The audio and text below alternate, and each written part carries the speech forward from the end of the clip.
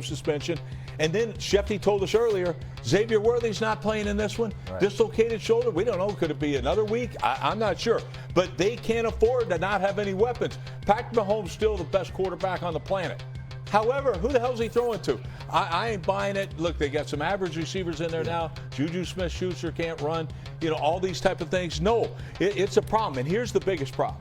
Their defense is not as good as it was either. Yeah. Their defense carried this football team last year. I don't think they're playing to that level right now. I respect what they tried to do last year. They tried to make history. I mean, going 3 straight, and they put everything into it, and they tried to achieve it, and they didn't.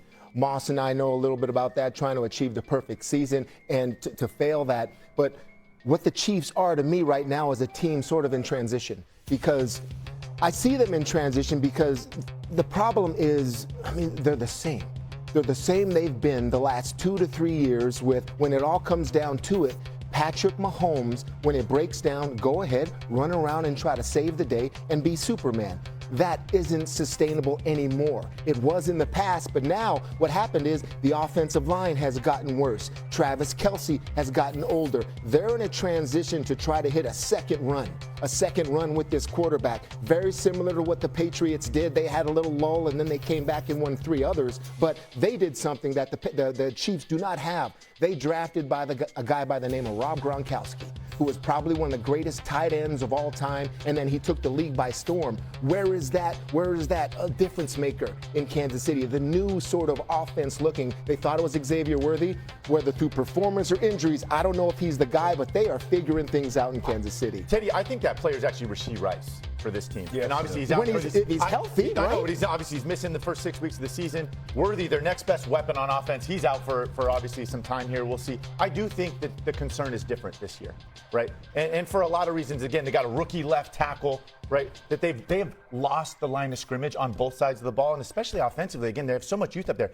They had 10 penalties in the game last week. The vast majority of them were on this offensive line. 4 of them on their right tackle, Jawan Taylor, who is the veteran of the group. And in fact, this guy leads the NFL in tackles since he's come to Kansas City. Look at this stat.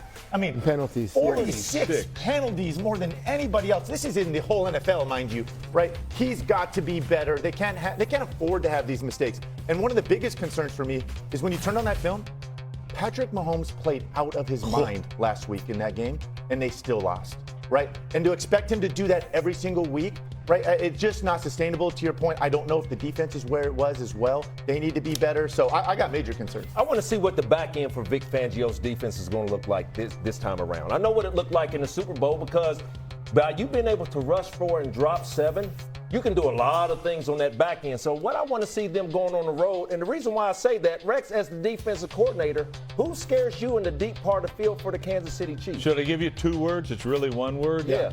Nobody.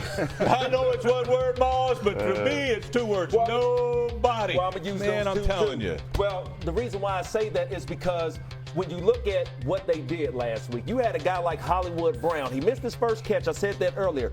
But you having 16 targets with 10 catches. Juju Schuster, and then you still have reliable Travis Kelce. I don't care what you say about Trav. I talked about Joe Burrow and Jamar Chase's chemistry earlier.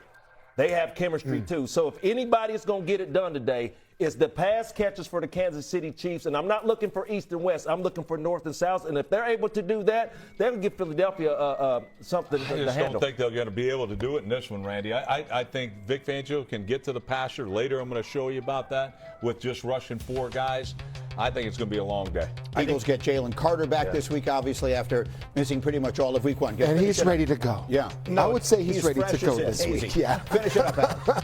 Yeah, well, both these teams fresh. Obviously, the Chiefs coming off a long break as well. I just think at home, at Arrowhead, we saw Darlington with the crowd. There is a home field advantage. This defensive line needs to take advantage. Get off the ball, get after Jalen Hurts, control the line of scrimmage on that side. We'll have a lot more on this game as week 2, and Brock Purdy is out today for the 49ers, but there is an outside chance he could be back next Sunday for the Arizona Cardinals. Made a lot of progress from that toe injury this week, despite the fact that he will not play today. Without Purdy on the field, Mac Jones will make his first start for the 49ers 4 years after they considered taking him with the 3rd overall pick in the draft, and they believe that the environment around him with the 49ers roster will elevate his performance today. But there are a whole lot of issues for the 49ers today. George Kittle on injured reserve out. Brandon Ayuk remains on PUP out till midseason. Juwan Jennings, however, is expected to play today, and they won't know till pregame whether Trent Williams can play. If he can't, Spencer Burford would step in at left tackle. Meanwhile, the Chiefs won't have Xavier Worthy today. He was ruled out yesterday with that dislocated shoulder that he suffered in a friendly fire play with Travis Kelce right there. He has a chance to be back next Sunday night against the New York Giants. They'll have to make do without him, but keep this in mind. Patrick Mahomes never has lost 3 straight games in the NFL as a starting quarterback. He lost in the Super Bowl to the Eagles. He lost last week to the Chargers, and today he gets a rematch against the Eagles as he tries to avoid his first 3-game losing streak in the NFL. Yeah, Shefty, the one thing they can hang their hat on, perhaps they're at at Arrowhead Stadium. They've won 12 straight games there at home. But they'll be without Xavier Worthy today, so let's start opening kicks there. Randy, what do they do without him? Man, abracadabra. Man, Patrick Mahomes is going to need some magic, guys. He's going to need some magic. Last week, 16 targets to Hollywood Brown. He dropped his first one, but then he showed up later in the game. Well, who's going to be able to catch the intermediate route? Ladies and gentlemen, Juju Schuster.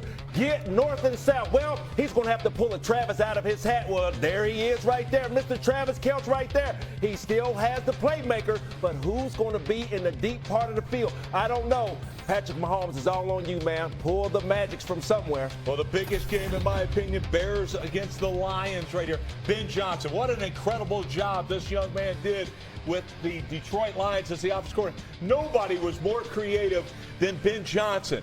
And now let me tell you something. All of these trick plays, who's going to run more of them? Is it going to be Chicago? Is it going to be Detroit? Because last week, Detroit was like watching paint dry. It was awful. Dan Campbell, that's your offense too. We know it just as much as was Ben Johnson's. Watch out for those Lions. They're going to come back. Expect some trick plays out of the Lions today. Let's go, Lions. I hear you, Rex Moss. You talking about magic. How about a disappearance act for the Pittsburgh Steelers defense last week? What was it? I mean, I'm used to this steel curtain where they're holding teams 100, 200 yards, getting after the quarterback, destroying quarterback. Where was TJ Watt? They allowed almost 400 yards. That's a curtain with holes in it right now. That's what I'm seeing, and that's what I want to see today. I can't wait to see this one. If the Steelers defense bounce back, that's what I'm excited to see. TJ Watt, go get you some today. I hear you, Teddy. All right, let's go Giants at the Cowboys. And listen, to put it frankly, I'm going to need this Giants offensive line to play a whole lot better. Listen, Johnny Unitas couldn't play quarterback for this team. Speaking of, there is Mr. Unitas, one of the greatest to ever do it, just slinging it.